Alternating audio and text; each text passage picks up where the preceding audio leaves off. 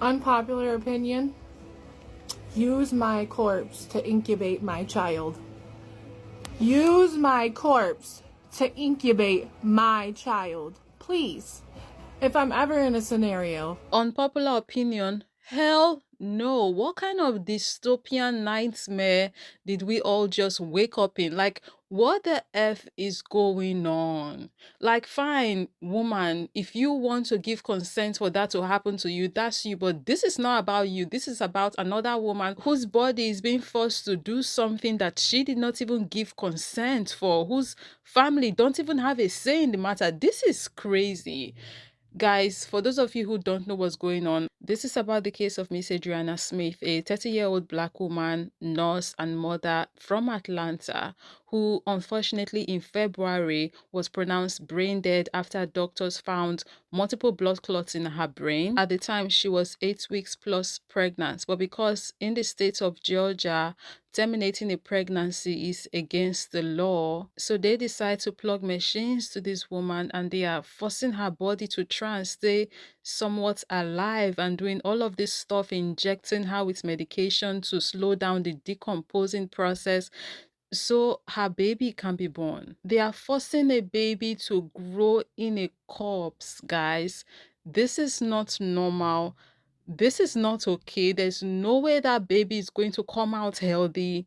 I'm speaking today as a nurse, a legal consultant, and most importantly, a black woman with a voice in healthcare and the law. And let me tell you something. In all of my years of working on critical cases, I have never encountered anything like this. Adriana Smith, 30 years old, a nurse, a mother, declared brain dead after suffering a catastrophic medical emergency.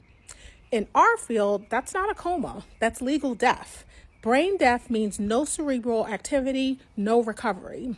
But because Adriana was just 9 weeks pregnant at the time, she's still on life support. Not for her, but for the fetus for 90 plus days. And her family, her mother, her partner, her young son, who thinks she's asleep, they've been told their voices don't matter because of Georgia's heartbeat law. The law says once fetal cardiac activity is detected around 6 weeks, no termination, no exceptions for brain death, no acknowledgement of Adriana's legal status as deceased.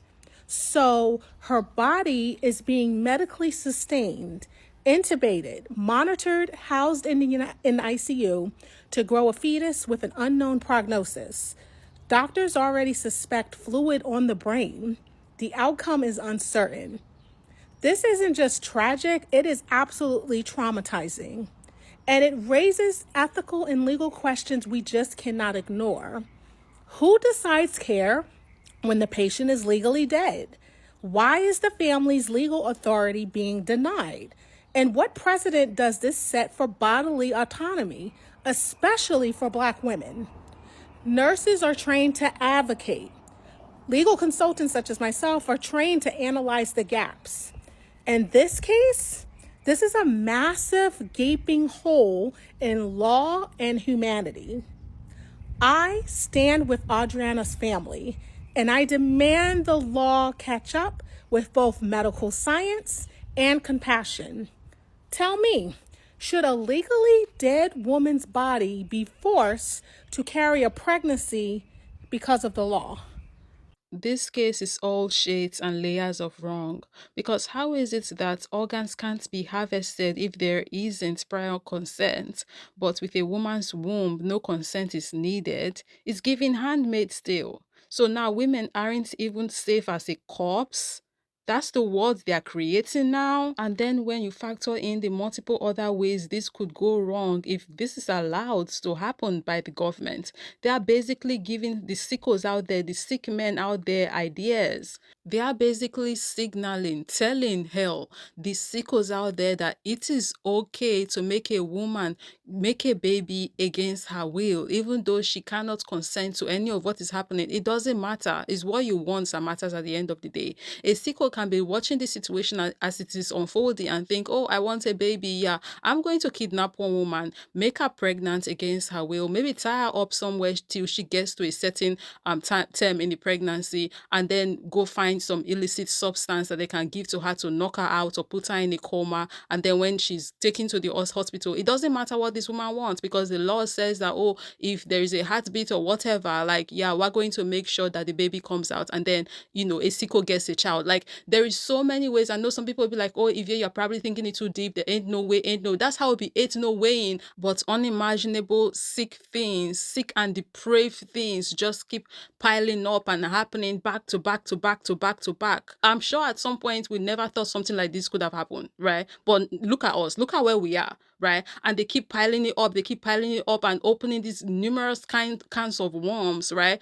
This is so wrong. There's so many ways this could go very, very badly. This should not be okay. And I'm stuttering, I'm, you know, just stepping on my words anyhow. I'm all over the place, but I hope you guys understand why I'm like, this is terrible. This should be nipped at the bud. Not to mention, this is a black woman they are doing this to. It's a black woman we're talking about.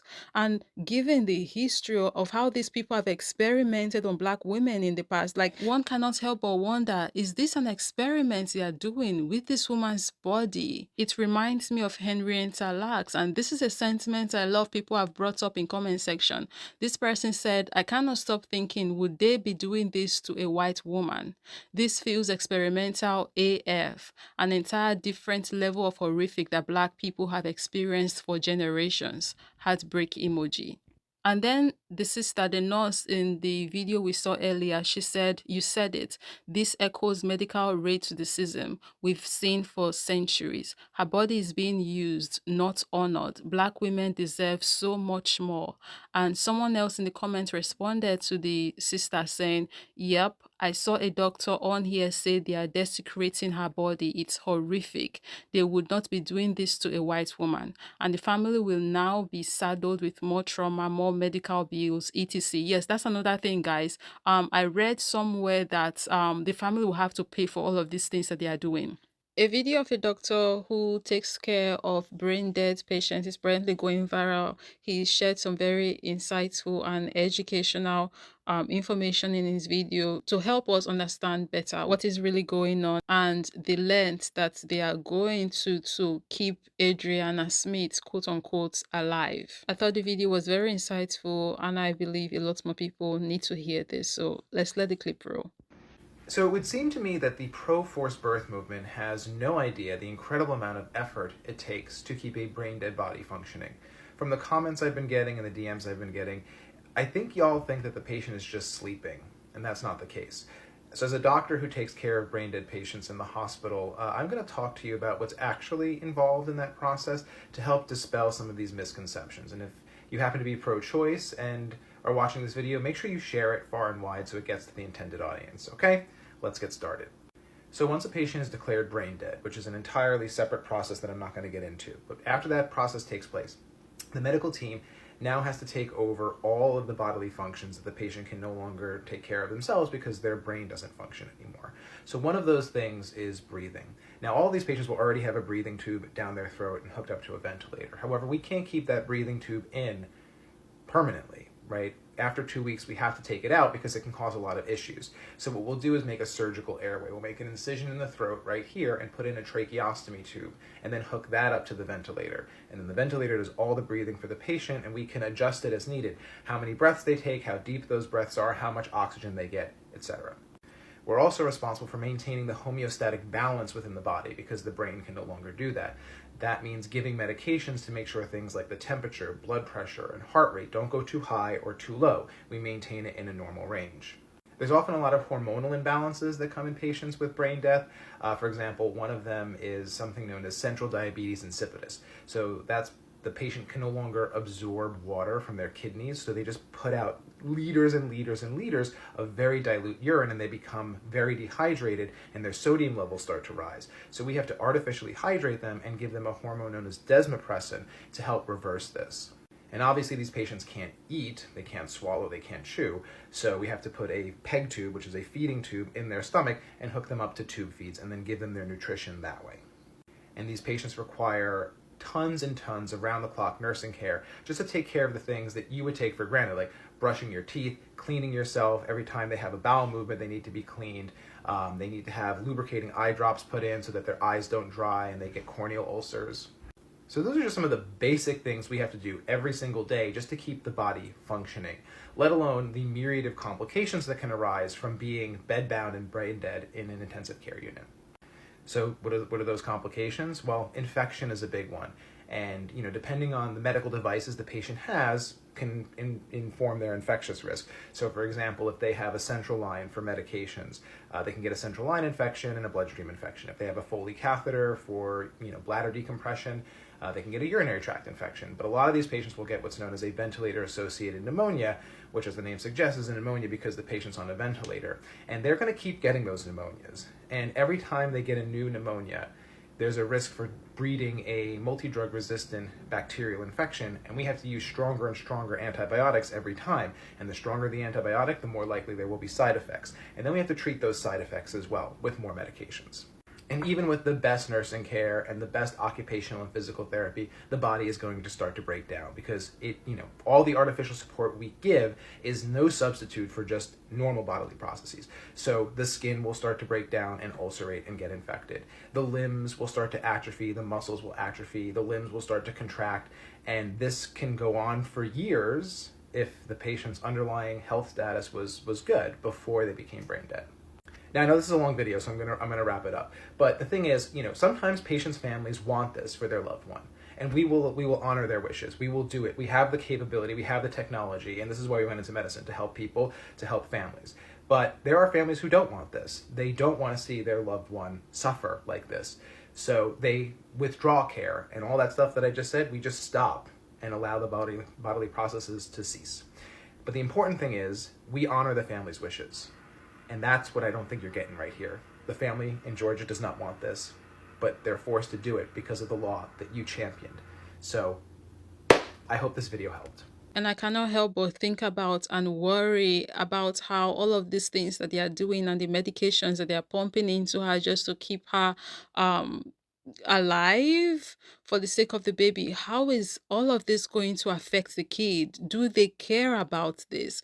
I mean, they've already said that the baby has water in the brain, right? But when this doctor was speaking, he mentioned some of the things that they have to do to keep Adriana's body functioning somewhat, and the side effects that comes with these things that they are doing, and how they have to now bring in more medications and do all this other stuff to tackle the side effects. There is no way this kid is not going to get affected by all of this. This is not a normal process.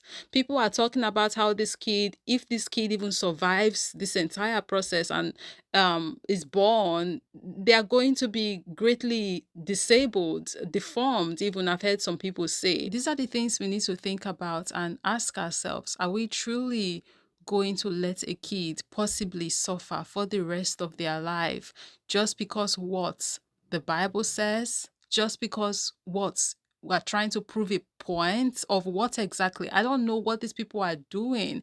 How is this more moral than letting the kid just go and rest in peace?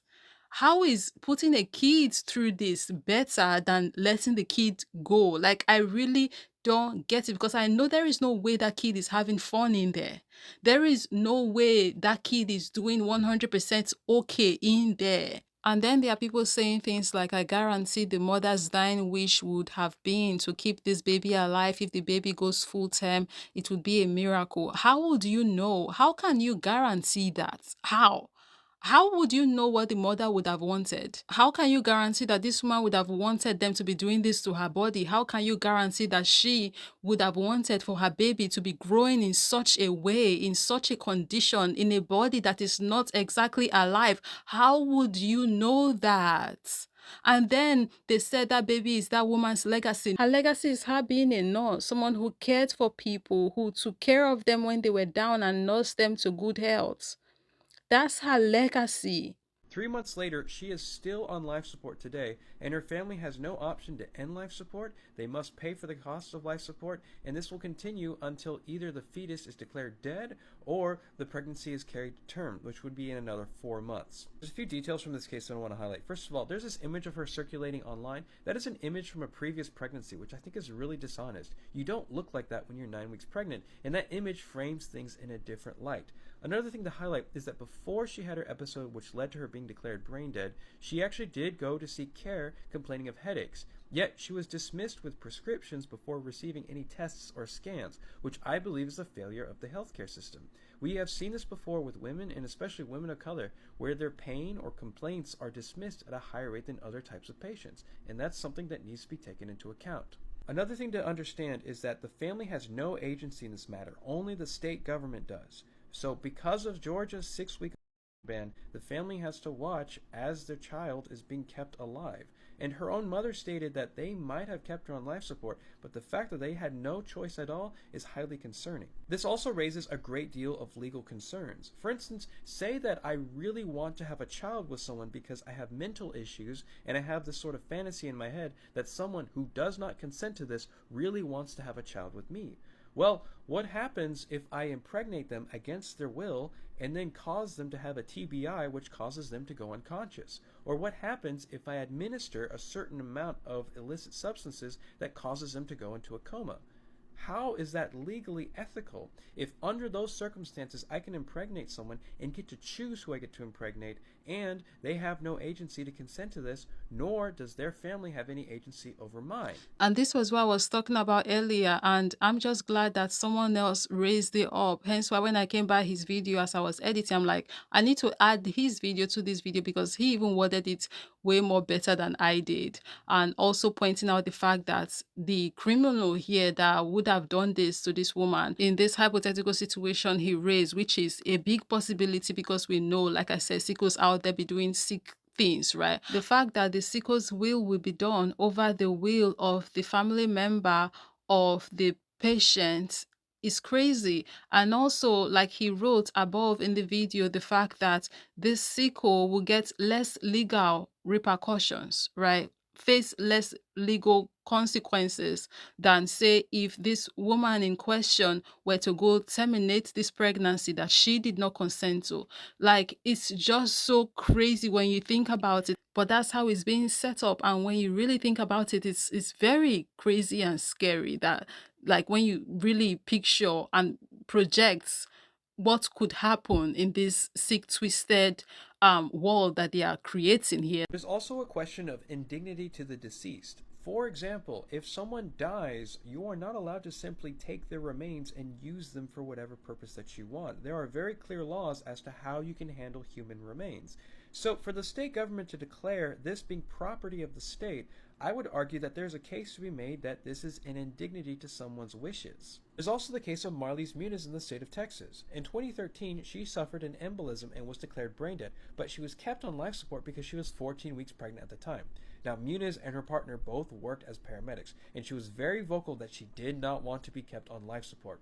Despite this, and despite the fact that her fetus was most likely non-viable due to the fact that, just like Adriana Smith's pregnancy, it had hydrocephalus, and it was so deformed that they could not determine the fetus's sex, it still took a legal battle and 3 months before she was eventually taken off of life support. I have a lot of moral reservations about this case, and my general perspective regarding abortion is that I do not have the ability to determine what is best for every single pregnancy. Therefore, neither does the government. For that matter, I believe that the best thing to do is to leave that decision up to the person in question and their doctor or their next of kin if necessary. And generally speaking, when this is left up to a state government, what you'll see is that they do not apply the law equally to everyone, which usually leads to things like forced sterilizations. It's also important to note that in 12 states, even if you have an advance directive, that is, a set of instructions as to what's to happen to honor your wishes, if you're in a coma, a vegetative state, or you're declared brain dead, in 12 states, that becomes void if you are pregnant. Therefore, the state gets to determine what's to happen to you, not your own written wishes. Ultimately, what we are seeing is the ramifications of a ban that is based not on medicine nor science, but the interpretation of a religious text. And we've already seen 2 people die in Georgia because of these events last year, and now we are seeing this case where someone is literally being kept alive against their family's wishes as little more than an incubator.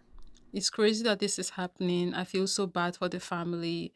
The fact that they have not been able to move on and mourn. It's just like it's traumatizing. It's crazy. We wanted to know if she was to, would she have a chance at her life?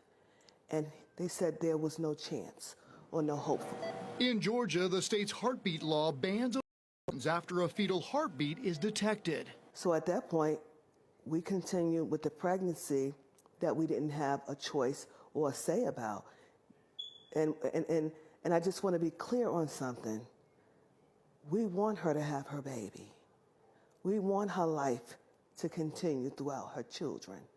But at the same time, to see her lay there like that, for that length of time, the grieving process for us, it can't even start, because every time we go, we grieve and we hurt. And it's just unreal. It's unreal for anyone to go through this. And also when I think about her kid, because she has a little boy, and how that's all of this is affecting him. It's just like, no, he probably thinks his mom is sleeping and she'll wake up soon, and like this is just the psychological strain and torture that the parents, the family members, and her kids, her partner, they're experiencing. I can only imagine what it's like, and nobody should have to go through this, experience this, and worse, when they're not even the one that is having the say in whether this is what they want or not. It's just very, very wrong. Well, April says they named her daughter's baby Chance. Because to me, he's getting a second chance. Despite his mom's condition, the baby is the right weight, a little bit over, which is a good sign. He has his legs, his toes, his limbs. Heartbeat is good and strong. It's just maybe because of the loss of consciousness with my daughter, the lack of oxygen that the baby didn't get. So that's where the cerebellum comes into place. baby Chance's future is still uncertain. So the journey is for baby Chance to survive, and whatever condition God allows him to come here in, we're going to love him just the same, and we're going to embrace him. Adriana does have a 7-year-old son. His name is Chase, and he has no idea what is happening. He still thinks his mom is just asleep. Now, as you mentioned, this whole case has sparked a conversation. It has sparked debate about the gray areas of the state's heartbeat law. And as reported last week, when I first sat down with April, she believes the heartbeat law needs to be re-examined and changed. Cody, certainly a very difficult situation all the way around there. Thank you so much for bringing us that update tonight. Meanwhile, in a statement released last week from Georgia's Attorney General Chris Carr, his office said in part, there is nothing in the Life Act that requires medical professionals to keep a woman on life support after brain death. Removing life support is not an action with the purpose to terminate a pregnancy. So it seems to me that the family, seeing as they have no say in the matter, they are just being optimistic and hopeful, and hoping for the best, that things turn out okay for the baby. And I wish the same for them as well. And that's all that we can do right now, is to be supportive of the parents and wish them well, wish the baby well, and hope that the baby come out healthy. Well, guys, what are your thoughts in all of this? Let me know down below in the comment section. Let's continue this conversation there. Of course, I'll be catching you in the next one. everyone deserves to have a peaceful death. That includes Adriana Smith, and if you don't know who she is by now, she is the Georgia woman who at 9 weeks of pregnancy suffered a massive stroke and died, but she's been kept alive until they can theoretically safely deliver the unborn baby. This is unprecedented. This has never been done before. They don't even know if the baby is going to survive, or if it does, if it will be okay. So for the last 3 months, not only has Adriana been deprived of a peaceful death, so has her baby. I often have people commenting on my videos that hospice plays God by unaliving our patients with morphine, which we don't, but they accuse us of that and say we shouldn't play God. I'm sure you know the type. They are the same type of people who think it's okay to play God by keeping a dead woman's body alive artificially to incubate her unborn baby. This is not only unconscionable, it is torture. It's torture for her family. It's torture for the unborn baby who's being pumped full of medications, which are most likely going to cause serious implications for the health of that baby,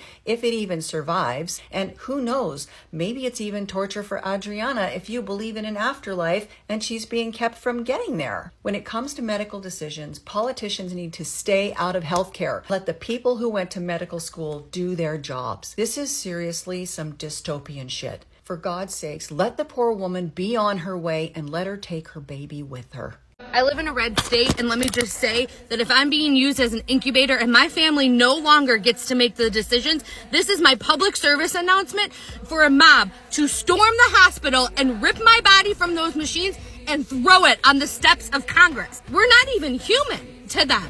We're not even human. Right? We're just vectors to create able-bodied workers to help fund their genocides and their yachts and their mansions. This has nothing to do with babies and being pro-life, and it is all about control.